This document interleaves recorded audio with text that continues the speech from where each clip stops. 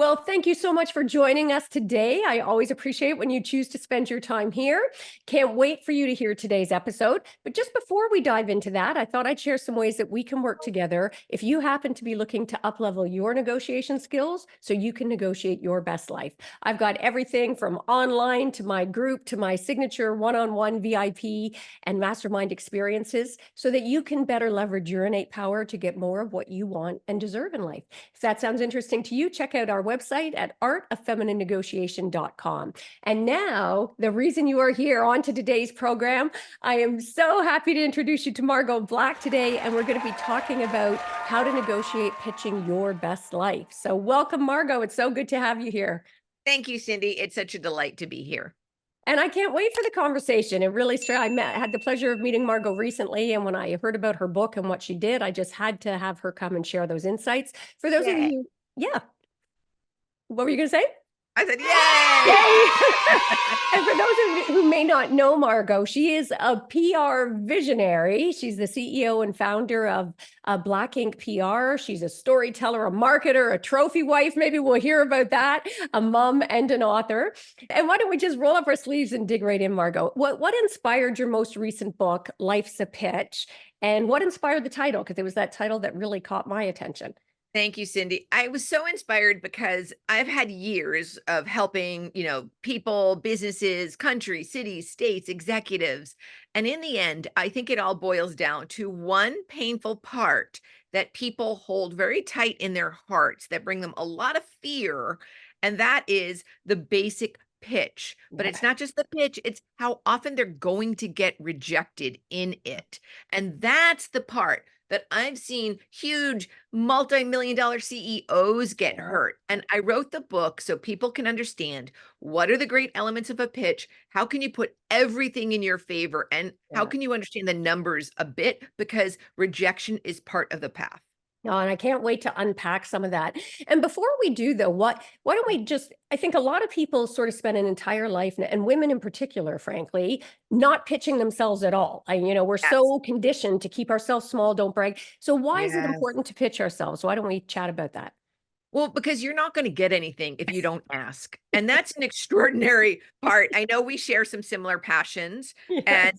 guidance and it really is. I mean, I work with tons of male CEOs and executives, but it's really the women who don't ask. Yeah. Men, in my experience, will ask all the time. They'll ask for Yeah. unreasonable things. They'll ask constantly. They'll ask if they're unprepared. It doesn't matter. They just keep asking and pushing. And sometimes I think women, from the way we're raised, tend to just like back into a corner because it's so much. But women don't ask enough. And not only do they not ask enough, they do not pitch their talents and their super skills enough. They may pitch, I'm a great friend, I'm loyal, I'm a great worker, but they don't pitch, I did, 50% more work, I got you 30% more click-throughs, I did this, I'm responsible for that, and for that reason, I should have this. So women do not pitch enough. Yeah, we don't ask enough. We don't ask for enough.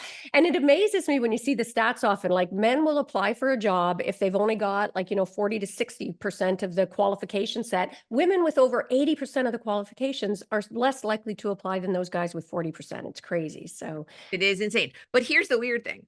So personally, and I wrote this book, like How to Win Personally and Professionally.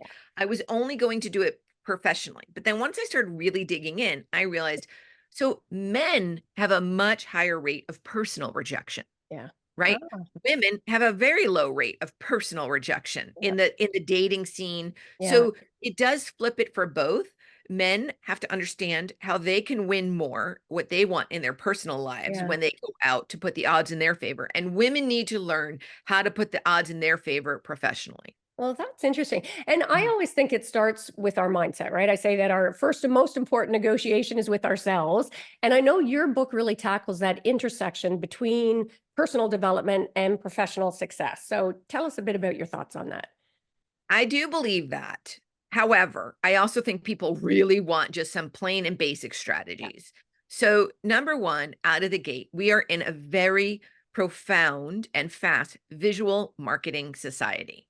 All right, it's actually been that way since caveman times. I mean, we were telling stories with hieroglyphics, That's and true. nothing has really changed. But what has changed is the speed that we take it in and the way that we're expected to look at materials. Yeah. So, the first part of my book that I help people understand is the visual marketing. What visual message are you putting out there professionally, personally, that sort of thing? And it's a really imperative lane to understand and get right. And no matter what you do with your mindset, if you're not getting this part right, you're going to falter Yeah. because you're not sending the visual message that people want. Yeah. Important. And let's talk a bit about fear and rejection, just so that we Mhm, wrapping up that mindset piece, at least. I know you do a lot of work on that. And I think mhm, fear and rejection often stops us from putting ourselves out there. mhm. And I know from your book that you certainly share my views on the necessity of failure on the path to Definitely, success. definitely. So tell us about that. You have some interesting perspectives on that. I'd love if you Yeah, could share. and I read your book, which was really fascinating, The Feminine Oh, Art thank of you. Negotiation, and it's a great book, and I thought, "Oh, wow, that's really fascinating." I'm kind of, like, connected on topic to a lawyer, Yeah. and that makes sense, right? Yeah. Because you really need to ask, Yeah. and so what happens is people don't ask enough, and especially women, Yeah. because you're taught not to ask. Don't ask for too much. Don't stick here's the big thing for women. We're taught, "Don't stick your neck out," Yeah. right? Because you're gonna get eaten, and it does happen. It happens over and over and over Yeah. again in a way that men just Yeah. don't experience in Yeah. life. The personal attacks, the professional attacks, we all know it. Every woman knows it of any age. Yeah. It hurts, and it's also very scary sometimes. Yeah. However, if you let that stop you, you are letting naysayers. I love the Brene Brown quote. It's from somebody else from a Roosevelt, like, don't take criticism from somebody you wouldn't take advice from, Yeah. or don't be in the ring with them. But Yeah. so many people let people stop them Yeah. with some criticism and some failure. But you have to grow a little bit of a thick skin. It's unpleasant, it's icky, but you have to do it the same way you got to go to the doctor. You got to go to the dentist, right? You'd be an unattractive human being if you never went to the dentist. I don't go to the dentist, but you've got to go. Yeah. So you have to understand that rejection is going to be part of the journey, but it can never, ever be the final Yeah. destination. Oh, I love That's that. what I wanted to say to everybody. It's part of it. Me, I am actually an expert in pitching and rejection.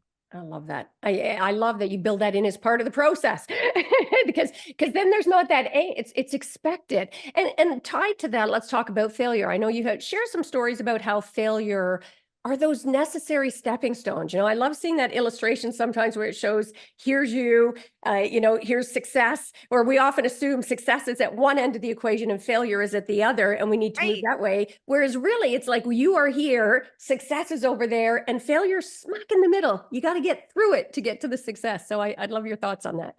It is. I always say something like this, like, you cannot learn to drive in a parked car. Yeah. You can't. You have to do it. I love to sail. You Yeah. cannot learn to sail a boat well at the dock. I mean, you've gotta work with the wind, and you've Yeah. gotta get the wind in your sails, and you've gotta have those moments when you're like, "Oh, crap, that's not right," to correct. But Yeah. we are so afraid of it in life, and I think what has happened is it's gotten so much larger because of social media, Yeah. because we're terrified of having it be public. We're Yeah. horrified of what people will say. Yeah. And, you know, I mean, it doesn't matter how beautiful or how stunning you are, there's criticism Yeah. on your page. It will never, Yeah. ever stop. Yeah. Yeah. And that's Beautiful. hard to stomach. Yeah. It's very hard to stomach for women, Yeah. but it's But hard to stomach for anybody. when you learn to embrace it and Mhm. use it to sort of catapult you to those next steps, like for me, I had a friend who said once about, I want to start celebrating fail-abrasions. And that resonated with me. And boy, That's if I sweet. had it to do over again with my kids, I would sit down at the table every night and say, tell me something you failed at today spectacularly. And what did you learn from it? It's when we can hold it up and look at them and use it to move us forward that it makes such a difference. Right. And Yeah. it also, I wanted in my book, which I dealt with a lot, I don't want people to think like, oh, it doesn't hurt. Yeah. Oh, it's not uncomfortable. Yes, because you're human. Yeah. Of course, it's uncomfortable. Of course, we want to ask and receive, Yeah. but that's just not the way that it's going to go in Yeah. a whole bunch of pitches. And whatever you want, you need to get busy and say, okay, I need this. I'm going to go do 10 pitches per day for 10 days. Yes. See where you wind up. You'll have 100 pitches of Yeah. something. Yeah. And if it's a massive project, then you can't do it one a day for 10 days. Yeah. But get your ask out the door Yeah. and nothing will be as bad as the first 5, I promise. Just get going and get moving. Yeah. I think part of the human condition, and I have heard people, like amazing people that I admire, be hurt Yeah. when somebody says, "Oh, I can't use that story," or "I had to cut that part." Yeah. And, I'm telling you, like, it's a CNBC segment. You're only gonna have 3 minutes on Yeah. camera, and that's a lot. And they were like, Yeah. "Oh, but they cut off the best part." They used what was right for their story. It Yeah. wasn't personal. Yeah. Well, and I love your authenticity on that because I think so many of the people out there trying to sell programs and things now make it sound like it's seamless and painless. So I love that you're honest about it's going to get uncomfortable and that's I think okay. I think that's why I wanted to write the book above all Yeah. else, because everybody seems to feel like other people are Teflon and it Yeah. doesn't That's hurt. true. But Yeah. I will bet you that even like J Lo is like reading comments of something Oh like yeah. her ass looks terrible. Sorry, I'm Yeah. not sure if I can even say that. Or, You're she's good. the most beautiful person who's working hard. Yeah. And also from people who can't dance or Yeah. sing. And Yeah. you have to deal with that criticism. I Yeah. think the double-edged sword of the society we live in right now. And that's also why I wanted to write the book. In past times, if you were, even in like the 20s or something, and you had a buggy cart and it was good or bad, only people in your village knew, Yeah. right? You could go That's to true. another village and you'd be brand new, but that's not the case right now. Yeah. Yeah. And so I wanted people to understand what you needed to do to put your own best foot forward. And I Yeah. also wanted people to really understand what the parts of the pitch are so they can feel ready. Yeah, I love it. And I definitely want to dig into some of that. And Mhm. before we talk about sort of the to-dos, it might help for context. What are some of the misconceptions that you find people commonly have about marketing and pitching? Well, first of all, that's going to be fast and easy. Yeah.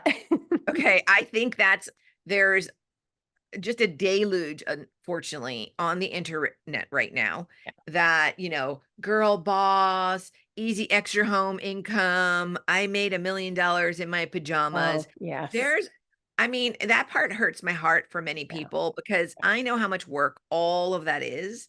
I can't say who's lying, who's not Yeah. lying, but there's a lot of gibberish Yeah. that just makes other people feel like they can't do it. Yeah. That's one thing. Yeah. And then that marketing is just a set it and forget it thing. It's a Uh-huh. very active sport. Yeah. And now more than ever, it needs to be constantly updated and you need to be constantly relevant. Yeah. And Yeah. people do not stay relevant enough. They do not stay updated enough.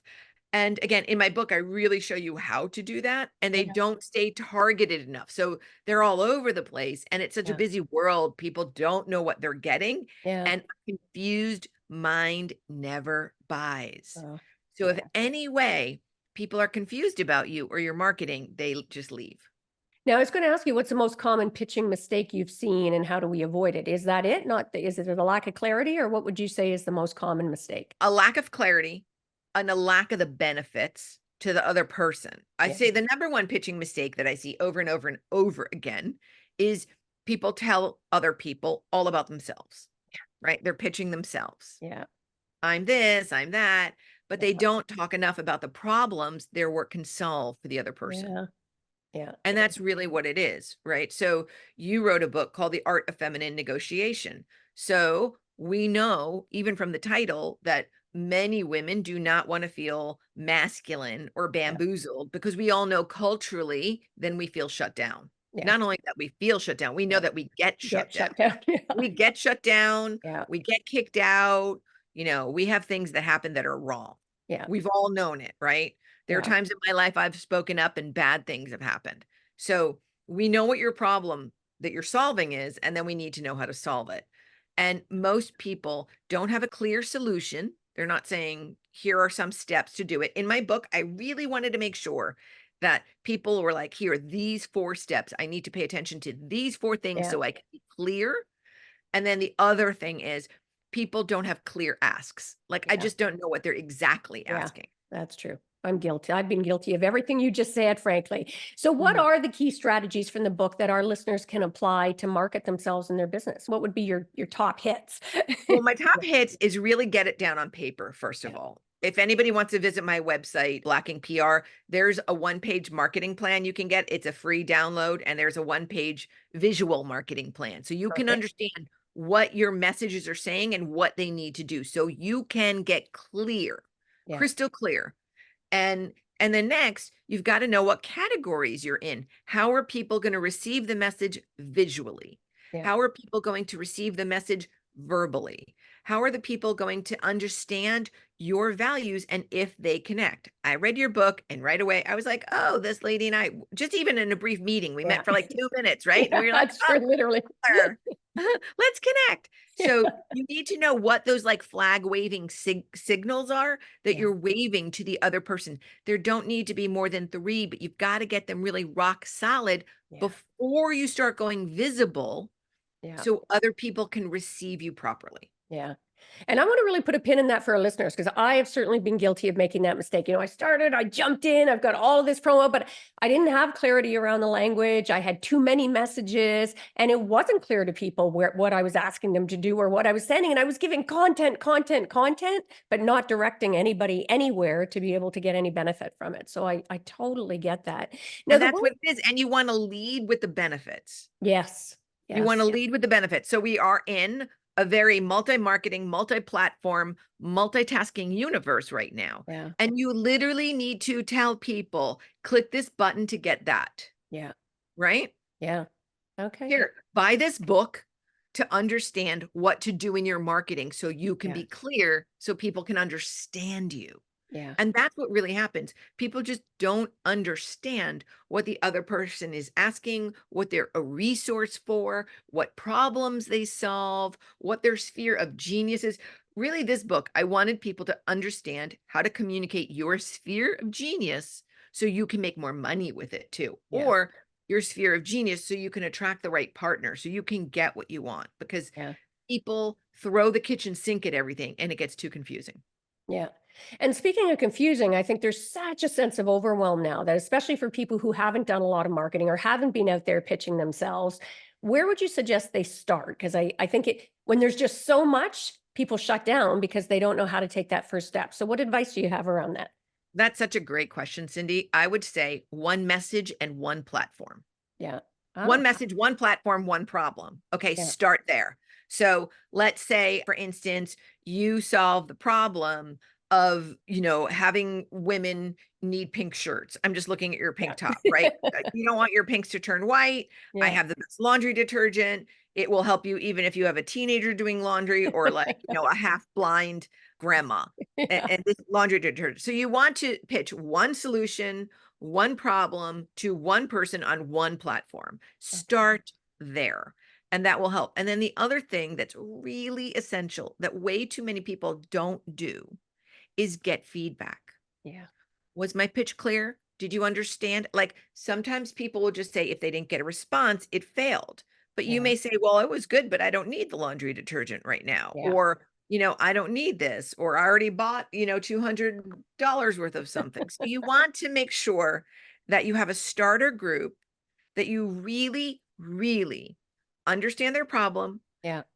part of their solution, if not the full solution. You speak to one person on one platform. That's what I would say to start with. People go way too big, too much, too confusing, and they get overwhelmed. And I get there too. And I just feel Yeah. like I need a nap and a cookie. And, you know, Now, when you ask to get feedback, that's great advice, actually. And where and how would they get that? So if you're giving that one ask on one platform and focusing on that one thing, how do you suggest they go about getting that feedback? that's a really good question. You can just ask for it. Yeah. Hi, I'm Margot Black. I'm an author and a publicist, and I'm thinking about starting another class that tackles blank, blank, and blank. Is Okay. this something you're interested in, or what problems are you struggling to Yeah. solve that would be in my arena? Ask. And then if you do ask, and people give you, you must be generous and give them some Yes. solutions, Yes. right? But what you want to target into is what is your audience's problems and how can you help solve them? Yeah. I wrote this book, Cindy, because over and over and over again, I noticed myself saying the very same things to Yeah. people constantly. And I was trying to help people understand what things they needed to do before they turned up the visibility, right? Before they turned up on the Facebook ads, before they were using whatever type of SEO they wanted. Let me Yeah. help you understand how to be clear to your audience. And I always know when I get these three things in order, I can help anybody anywhere succeed with anything. Yeah, beautiful. And again, Mhm. for our listeners out there, I love the fact that Margot's book, it's that from the personal to the professional. So Mhm. these principles will apply whether you're trying to market your business or even just market yourself for that job promotion, market yourself for that salary increase, whether it's in your relationships as well, how to be able to present yourself, ask for what you want, be able to get what you want effectively. So, And eh, also to understand how you are received in this big yes. multi-platform, multimedia way, Yeah. and what little pieces you need to take care of.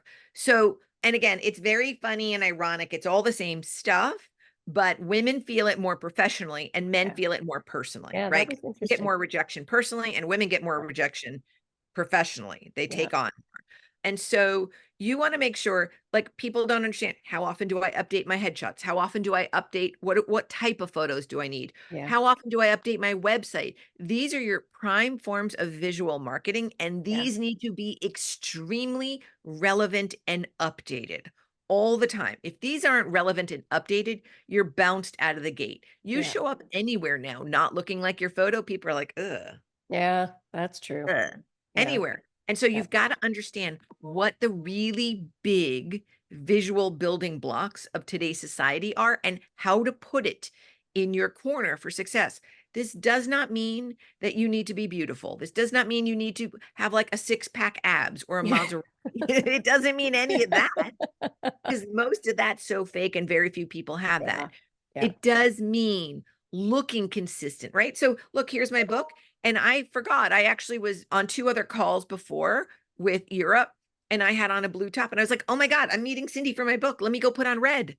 My book is red. My interviews are red. And I was yeah, sitting here at like 3 minutes before and then I ran to get my top because yeah. I want visual consistency. It builds trust with your Okay, audience. yeah, And most people are so wildly inconsistent, yeah, we don't even know what's going on. okay. So what are some other tips? You'd mentioned there's some key visual sort of foundational elements that people often miss. So consistency, obviously, that's a big one.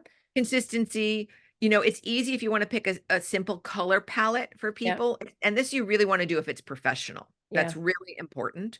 And you have to understand most people are going to meet people online first. yeah, So some sort of a very simple value statement somewhere for one page, who you are, you yeah, need to synopsize your entire past. And here's a big key for the audience. If I could give you the biggest key of everything, most people spend an enormous amount of time marketing their past, Cindy. yeah, They're yeah, regurgitating it, they're packaging yeah, it. I've worked for people. I worked for a designer once. She was stunning. She was magnificent. She was in Architectural Digest, but she was still marketing the fact that she went to college in Italy. Like, yeah. that was 30 years ago. It doesn't matter. Nobody cares. Really, nobody cares. They just want to Yeah, make sure that their home is going to look stunning, right? yeah, One, she's marketing to something nobody cares about. And yeah. two, it's way too old. And three, it's irrelevant to the audience. Okay. So you need to understand that everybody's going to meet everybody online first, Yeah, most of the time. And you need to have something that not yeah, only do I see who you are, I see where we can go in the future together. yeah, So you need to market to your future. yeah. So many people are Wow. constantly regurgitating the past. Yeah. These are great Got tips. to market to the transformation we're going to take together. And you've got to market from here and tell a story moving forward. Yeah. That's what most people don't do. Yeah. And let's give an example about that. I'm glad you mentioned because I forgot about the story element of it. And I think it is key today. I think it's always the case as humans, we've been storytellers since the beginning of time. And yet Mhm. tend to get very fact-based in our marketing. So tell us a little bit about what we mean by story for our listeners there, if they're not sure what you mean by that. Well, most people really will relate to a story, to how, in whichever way that you're getting it, whether you're talking about how I helped you or Yeah, somebody else is talking about a story. And there are some types of stories that people should tell in their yeah, business, why they started their business, who they help in their business, transformations that they've helped people with, common problems in business. I very commonly see entrepreneurs and independent people not set up well visually to get to where they want to yeah, go. The next thing I see is their value statements don't match. There's so many words, we yeah, can't even tell what they're selling. Or yeah, you make people scroll through like 8 screens to just get to the price. yeah, Like, just tell me what the price is. yeah, that's true. Right? I can find the price at Tiffany and Cartier quicker than I can find for some of these like $49 courses. Just tell me how much. That's So hilarious. you really need to understand what choices people are making. Yeah, And then the stories that we tell ourselves about ourselves yeah, and about the situation we're in. And I will offer people this: yeah, no matter what story you're telling, I'm going to say in business and professionally, but tell it with a hopeful solution. yeah, A yeah, hopeful solution.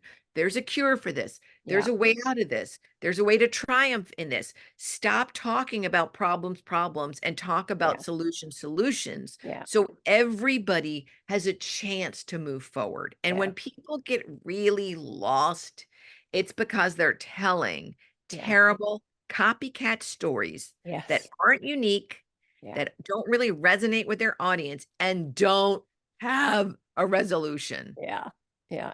I Right? love that. And I mean, don't be throw it afraid. at a cocktail party. Yeah. And I'd add to that, and again, feel free to disagree if you did, but the one other thing I've found about stories is that sometimes don't be afraid to try different stories and see how they react, because it might be the ones you least expect that resonate the most. Because when I first started, I can't even remember how it ended up coming up, but it wasn't a core story I was telling. And I shared about the experience with my daughter when she had open heart surgery as a It was child. huge. I read And your book and and you oh go, my God, people reacted. And now that's an older story. So more recently, I've been sharing a story again about my son who at the beginning of COVID suffered some quite serious mental health issues, was in the hospital. And I talk about negotiating that relationship and using some of my business models in that person. And again, resonates way more, even with my business audience, rather than sharing a story about business. So right, right. And I read your book and I heard the story about your daughter. I love the name Jade, by the way. I have thank a you. son and he has a J name. And if I had a girl, Jade was one of my names. I love that name so Nice. much. It's beautiful. But you told the story. And then also you said, oh, she's 24 and she never needed more surgery and she didn't Yeah. need any more drugs, which is really powerful. We get the magnitude of the whole Yeah. thing. And in telling your story, we understand right away how you had to negotiate, right? It's a life or death Yeah. negotiation. So many people say, well, it's not life or death. And in this case, it was life or death. And Yeah. your daughter came out good because of your negotiation skills. So that puts a pin in it. And we totally understand. And it's a humanity level. Yes. Every story you tell, Yeah.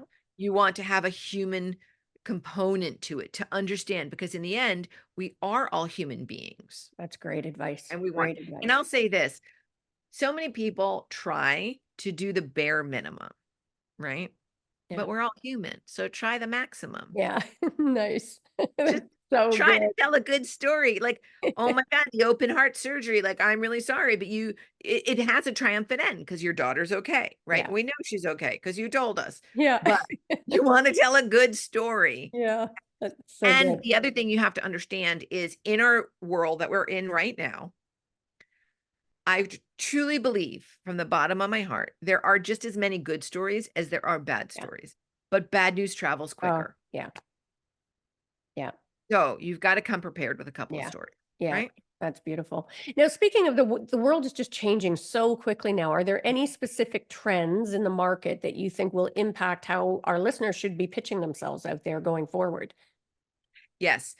I think, first of all, everybody has to really get comfortable in understanding where and how their customer journey is going to function online. Yeah. And many people just think, oh, I'm going to announce this thing that I've got the best shoes and everybody's going to buy them. That rarely happens in life. Like, people need to see you 9, Yeah. 12, 15 Yeah. times. And then you have to understand are they going to DM you on Instagram? Is that your main platform? Are they going to write to you on LinkedIn? Are they going to go to your website? And like I said, so in the beginning, if you want to be on my mailing list or get a free offer, go to my website, Blacking PR. If you want to buy the Yeah. book, it's on Amazon. Yeah. Please, have a Yep. read. I hope you love it, that sort of thing. We need to know where to go Yeah. and what to do. Yeah. And the other thing is, people aren't responsive all the time. Yeah. And if somebody reaches out to you to say, "Hey, I love your sweater. Thank you. I really appreciate it." I understand we all get tidal waves. Yeah. You're still dealing with human beings on the other end. Yeah. And Yeah. if you wouldn't say it to a human being that way at a cocktail party, don't say it Yeah. on social media. Yeah. I would not come into your house, Cindy, right, to a cocktail party and say, "Hi, I'm Margot Black. I just met Cindy. Do you want to buy my book?" I wouldn't do that. You would never invite me anywhere, right? It Yeah. would be horrible. But people do it on social media all the time, Yeah. Oh all my the time, gosh. all the time. And I would say this, if you'd like a little template formula, I'd say 1 in 5 or 1 to 7 for the ask. Yeah.